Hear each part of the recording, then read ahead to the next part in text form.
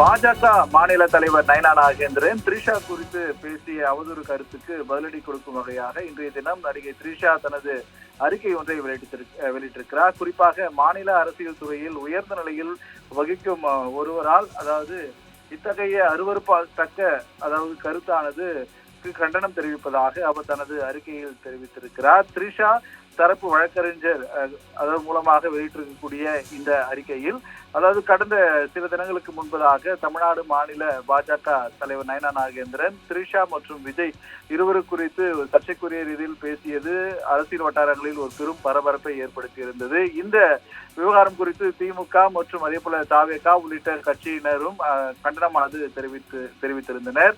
ஒருவருடைய தனிப்பட்ட வாழ்க்கை குறித்து விமர்சிப்பது அருவருக்கத்தக்கது என்று தற்போது த்ரிஷா தனது